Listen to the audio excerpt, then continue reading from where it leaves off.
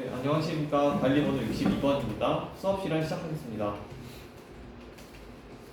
자, 여러분들, 우리 이번 시간에는 여러분들 보고서에 대해서 조금 다뤄볼까 하는데요. 선생님이 최근에 이제 생물 선생님 좀 만나서 이제 밥을 먹다가 여러분들도 그 수행평가 때문에 되게 고민이 많다고 들었어요. 지금 다들 생물 보고서 쓰느냐고 많이 고된 작업을 하고 있다고 들었는데 이번 시간에 또 보고서를 다루게 돼서 좀 유감이긴 한데 선생님이 그래도 이제 보고서에 대해서 조금 더 여러분들 도움을 주고자 보고서를 어떻게 하면 효과적으로 쓸 수 있을까에 대해서 한번 다뤄볼까 합니다. 자, 여러분들 생물 보고서 쓸 때 어떻게 쓰고 있나요? 한번 얘기를 들어보면 좋을 것 같은데. 우리 주호. 처음에 그러니까 생물 보고서를 쓰기 위해서 보고서의 목적을 정하고 목적에 따라서 역할 분담하고 조사 내용 정하고 이렇게 여러 가지 활동들을 구상하고 있다고 하네요. 네, 좋습니다. 네, 보고서에 대해서 많은 이야기들 제시해 줬는데, 자, 그래서 오늘 보고서에 대해서 좀 이모저모를 다뤄보기 위해서 학습 목표를 제시를 하면 첫 번째, 보고하는 글의 구성 요소를 파악할 수 있다.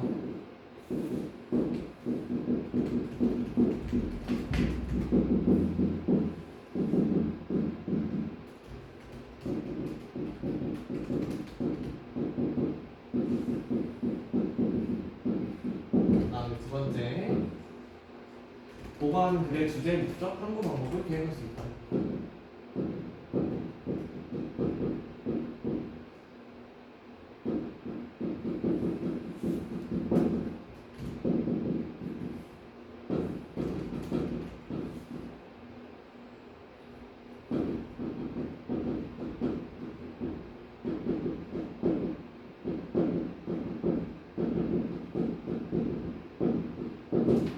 그래서 오늘 일단 보고하는 글의 보고서겠죠? 보고서의 글의 구성 요소를 좀 파악을 해보고 그거에 따라서 이런 것들을 한번 계획해보는 것까지 할 텐데요. 선생님이 조금 예시를 하나 좀 가져왔어요. 그래서 여러분들 잠깐 PPT 보시면 지금 청소년들의 수면 실태 보고서에 대한 좀 긴 보고서가 하나 나와 있죠. 이거를 지금부터 어떻게 할 거냐면 보고하는 글의 구성 요소를 좀 바탕으로 해서 이거를 좀 분석하는 것부터 먼저 해볼까 해요. 자, 우선 지금 여러분들 보면 제일 첫 번째 뭐가 나와 있죠?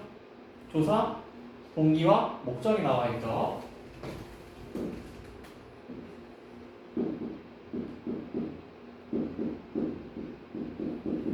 그 다음에 뭐가 나와 있죠? 조사, 계획.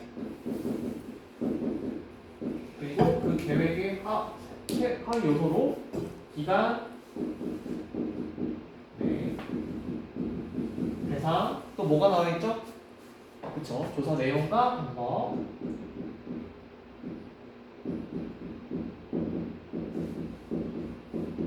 이런 것들이 나와 있고요. 그 다음에 또 역할 분담이 나와 있네요. 그쵸?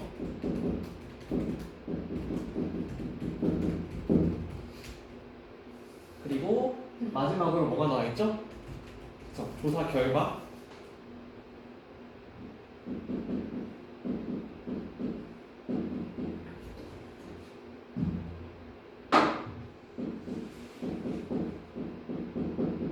나와 있어요.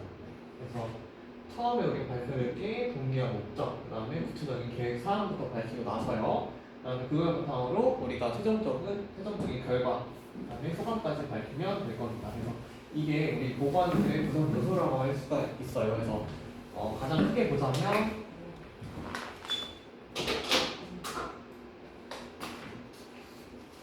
어떤 이 조사의 목적, 그 다음에 구체적인 계획, 특히 그 중에서도 어떤 조사 내용과 방법 이런 것들이 핵심 구성 요소라고 할 수 있고요. 그다음 마지막으로 이 결과 이런 것들이 우리가 어떤 보고하는 글의 핵심적인 구성 요소라고 할 수 있습니다. 그래서 이렇게 구성 요소를 살펴봤고 그렇다면 이 구성 요소들을 바탕으로 했을 때 지금 보면 조사 내용 및 방법에 어떤 표가 나와 있죠. 표가 나와 있을 텐데 그 표에 선생님이 좀 의도적으로 빈칸을 좀 뚫어놨어요.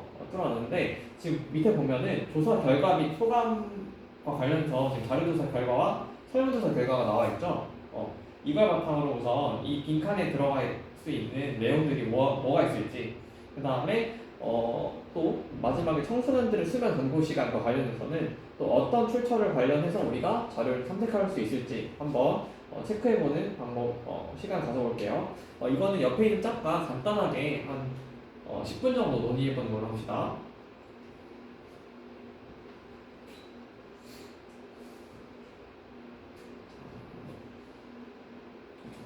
우리 반 학생들의 수면 실태니까 어떤 조사 방법이 제일 효율적일까요? 여기 나와 있는 거 보니까 자료조사 결과라고 정했고 그 밑에 설문조사 결과라고 되어있죠.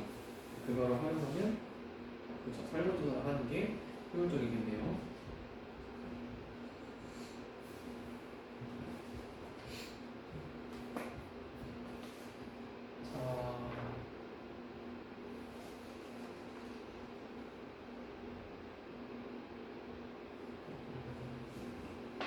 여러분들 어느 정도 다 찾아왔나요?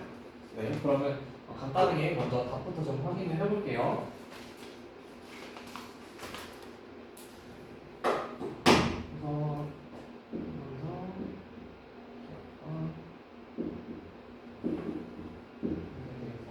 자, 우리 기억부터 한번 먼저 살펴볼게요. 자, 기억에 우리 반 학생들의 수면 실태와 관련해서는 어떤 조사 방법을 쓸 수가 있을까요?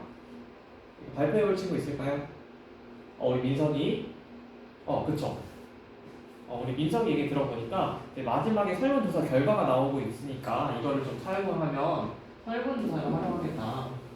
네, 좋습니다.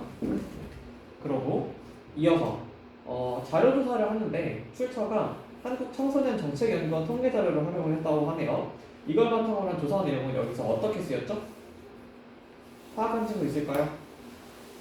우리 성우 그렇죠.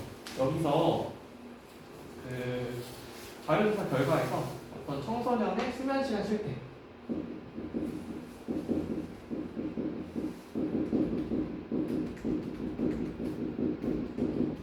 여기서 쓰였죠. 네, 잘 파악을 해주었고요. 그렇다면 이제 마지막에 청소년들의 수면 권고 시간에 대해서는 어디서 출처를 하고 있었죠? 파악한 친구 있을까요? 우리 유빈이 그쵸. 여기 보면은 그 자료조사 결과에서 수면 부족은 인체에 어떤 영향을 미칠까 뒤에 소아청소년과 땡땡땡 의사는 이라고 하면서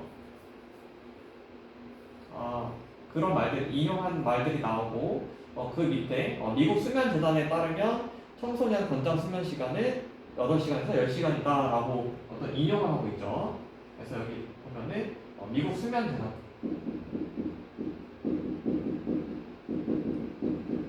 재단이라고 하는 곳에서 출처가 드러나고 있습니다. 네, 잘 파악을 해주었네요. 자, 그렇다면 우리가 이렇게 해서 어떤 조사 내용과 조사 내용별로 어떤 조사 방법을 쓸 수 있고 또 어떤 곳에서 자료를 인용할 수 있을지 한번 분석을 통해서 살펴봤고요. 그렇다면 이런 것들을 통해서 보고서를 구체적으로 써 나갈 때 우리가 좀 어떤 것에 주목을 해서 써 나가야 될지 한번 살펴볼까 하는데요. 자, 우리 보고서를 쓸 때 제일 중요한 건 아무래도 어떤 표현 자체가 어떻게 해야 될까요? 표현과 내용이 그래. 혹시 유빈이가 다시 잘 얘기해 줬는데 일단 제일 중요한 건 객관성이겠죠? 그렇죠?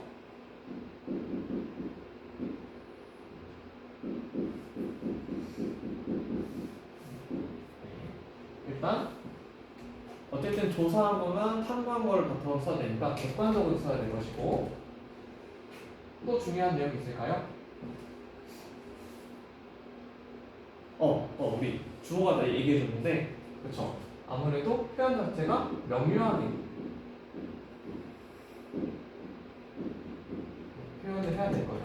네, 잘 얘기해 줬어요. 그렇다면 이렇게 어떤 객관적이고 명료한 표현들을 바탕으로 해서 이런 표현들이 잘 쓰이고 있는지 우리 한번 살펴볼까 하는데요. 선생님이 그래서 밑줄을 좀 그어놨어요. 지금 보면은 A라고 하는 것과 B라고 하는 두 가지 밑줄을 그어놨는데 이것도 마찬가지로 옆에 있는 짝과 좀 논의를 하면서 과연 이 표현들을 조금 더 보고서스럽게 객관적이고 명료하게 표현을 하려면 우리가 어떻게 보완해 나갈 수 있을지 한번 간단하게 논의해 보면 좋을 것 같아요. 지금 이제 10분 동안 한번 옆에 있는 짝꿍과 한번 논의해 봅시다.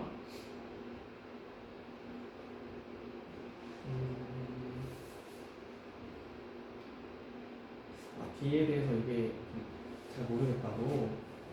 근데 지금 보면은 8시간 이상 수면을 취한다고 하고 그 다음에 6시간에서 7시간 이상 그 다음에 6시간 이하로 되어 있죠. 여기서 뭔가 빠진 것 같지 않나요? 그쵸? 그 빠진 거에 좀 주목을 해서면 좋을 것 같아요. 자, 여러분들 어느 정도 다 논의가 되었을까요? 논의가 되었다면 한번 구체적으로 어떤 것들을 고쳐나가는지 한번 살펴봅시다. 자, 우선 A부터 살펴보면, 자, A에 대해서 어떻게 보완할 수 있을지 발표해 주실 수 있는 친구 있을까요? 우리 민규. 네. 우리 민규는 이걸 조금 더 쉽게 드러내기 위해서 7시간 18분, 8시간 22분 이거를 1시간 이상 수면 시간이 적은 것을 보아라고 하는 표현이 좀 더 명료하게 잘 드러나도록 하기 위해서 그냥 어차피 18분과 20분은 그렇게 크게 차이가 안 나고 22분과 20분이 그렇게까지 크게 차이가 안 나니까 이거를 약 7시간 20분 그 다음에 약 8시간 20분 이렇게 표현을 해서 좀 더 그 대조가 극명하게 드러나도록 표현을 했다라고 하네요. 뭐 이것도 좋은 표현 방법일 것 같아요. 우리 갑자기 어떤 성우가 또 다른 의견을 제시해줬는데 아무래도 이 문장 자체가 좀 대조를 하고 그 다음에 그걸 바탕으로 결과값을 제시하는 거니까 이 문장을 조금 다르게 재구성을 했대요. 우리 성우 말을 들어보니까 우리나라 청소년들의 평균 수면은 7시간 18분이다 라고 하고 그 다음에 이제 이 OECD 국가들의 평균 수면 시간이 8시간 22분이다. 이 두 문장 합쳐서 우리나라 청소년들의 평균 시간은 7시간 18분이다. 이것과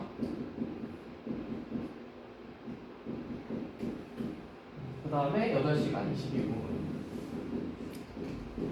이 문장을 합치고 이걸 합치고 이걸 바탕으로 보아서 1시간 이상 수면 시간이 적은 것을 알 수 있다. 그래서 많은 청소년들이 수면 부족에 시달리고 있음을 알 수 있다라고 해서 문장을 좀 더 다시 세부적으로 나눈 표현을 쓰고 있었어요. 이것도 좋은 의견인 것 같네요. 그렇다면 이제 B에 대해서 좀 살펴볼까 하는데 B에 대해서는 어떻게 좀 보완을 할 수 있을까요? 우리 민지가 여기 보니까 지금 8시간 이상 수면을 취한다고 응답한 친구들은 응답한 결과 뒤에 바로 6시간에서 7시간 이상으로 나오고 있으니까 지금 7시간과 8시간 사이에 해당하는 데이터가 없어서 이거를 좀 추가해야 될 것 같다. 이것도 제시를 해야 보다 객관적인 데이터가 될 것 같다 라고 얘기를 해줬어요. 이것도 좋아요. 우리 주호가 여기에서 조금만 더 표현을 정교하면 좋겠다고 의견을 제시해줬는데 여기 보니까 우리 주호는 약간 숫자에 많이 민감하게 반응했던 것 같아요. 지금 보니까 학생이 20명인데 7시간 이상 수면을 취한다고 응답하는 학생들이 13명이에요. 근데 이거에 대해서 전체 학생의 65%다. 사실 잘 안 나눠 떨어진 숫자죠.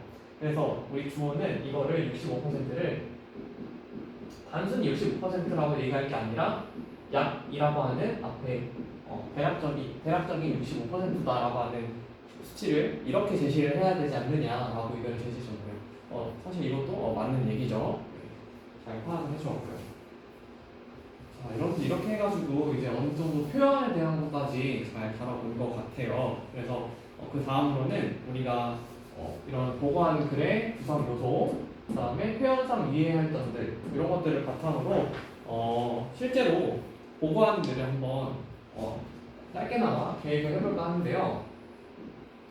일단 보고하는 글에서 우리가 방금 표현 측면에서 객관적으로 명료하게 써야 된다라고 하는 건 다뤄봤는데 우리 또 내용 측면에서는 어떤 거를 고려해야 될지 잘 모를 수 있으니까 선생님이 좀 더 추가적으로 제시를 해주면 내용 측면에서는 일단 첫 번째로 어떤 자료의 왜곡이나 속성 다음에 가장 없고 다음에 해가 부합하지 않는 내용이 있으면 안 된다라고 하는 거 이런 거에서 한번 주목을 좀 해주시면 좋을 것 같고요. 그 다음에 그 자료를 인용했다고 한다면 뭘 밝혀야 될까요, 여러분들? 그렇죠. 우리 성민이가 잘 얘기해줬는데 출처를 꼭 밝혀야 되겠죠.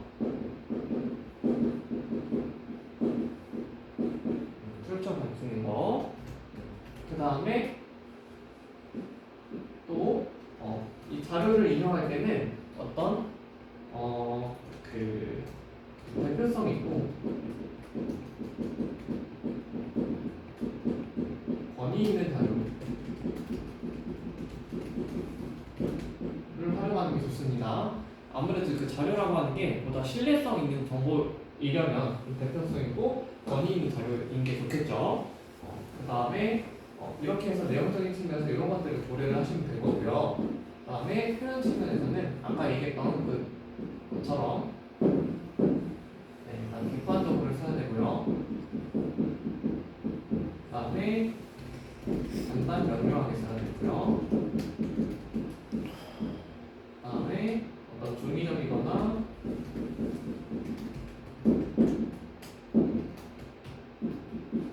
보호적인 표현을 쓰면 안 되는 게 당연하겠죠. 네, 그래서 이런 것들을 좀 고려하면서 여러분들이 구체적으로 어떤 보고서를 쓸 수 있을지 한번 계획을 해보시면 될 것 같은데요.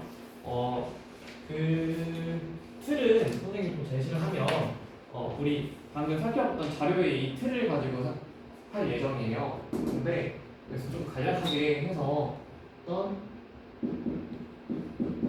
첫 번째 목적과 두 번째 어떤 계획에서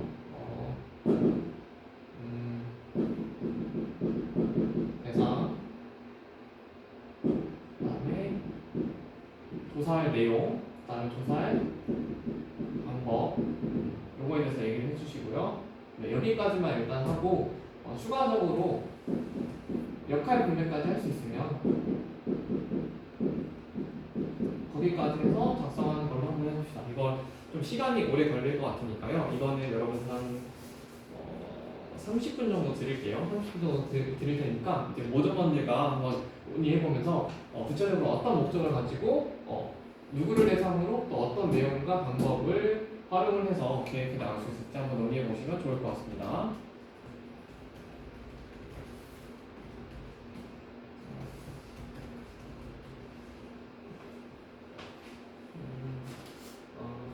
조사 대상을 조금 어디까지 번역해야 될지 애매하고 지금 선생님이 좀 돌아보니까 여러분들 대체로 조사 대상의 범위를 조금 어디까지 잡아야 될지 잘 모르겠다 싶어서 그런 고민들이 좀 대체로 많은 것 같아요. 그래서 선생님이 그냥 대상까지만 좀 범위를 한정해 줄게요. 대상은 우리 3학년 2반이니까 3학년 2반 학급 친구들 요 범주 내에서 정하는 걸 하고 이 내에서 여러분들 학급의 주요 여러분들이 평소에 많이 대화하는 내용들, 궁금했던 것들, 관심사를 주제로 해서 목적을 정하시면 됩니다. 그리고 이 학급의 내용들을 바탕으로 목적을 정할 때 구체적으로 내가 어떤 실태를 조사하고 싶은 건지 아니면 구체적으로 어떤 것들을 탐구하고 싶은 건지 이런 것들을 좀 구체적으로 나눠서 목적을 잡아보면 좋을 것 같아요.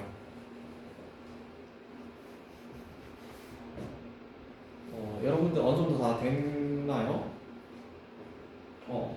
거의 다 된 것 같으니까 한번 나와서 발표를 해볼 건데요. 아무래도 이거는 다들 조금 계획하는데 많이 어려움이 있었을 것 같아서 선생님이 제비뽑기로 한번 뽑을 거예요. 자, 지금부터 뽑을게요. 딴, 따라란, 따라란. 자, 3번은 당첨. 자, 3번은 나올게요. 자, 우리 상모드에서는 네, 목적을 스마트폰 과이전 정도에 대해서 우리만의 스마트폰 과이전 정도에 대해서 어떤 조사하는 게 목적이라고 하네요. 그걸 바탕으로 대상은 우리 학급이고 내용으로는 처음에 어떤 사용 시간 우리만의 스마트폰 사용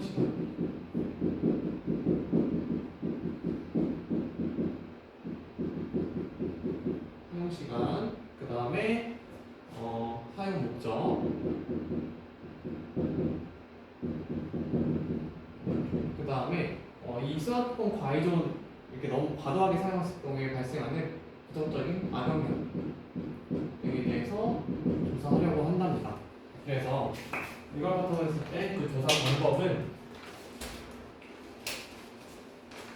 이 두 가지 같은 경우에는 우리가 설문조사로 파악을 할 거고, 네,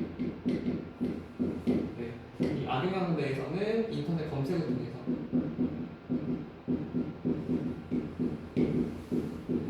자료조사를 하겠다고 얘기를 해줬네요. 아직 옆에 분담까지는 거기까지는 안 된 거고. 네, 좋습니다. 네, 오늘 수업 여기까지 할게요.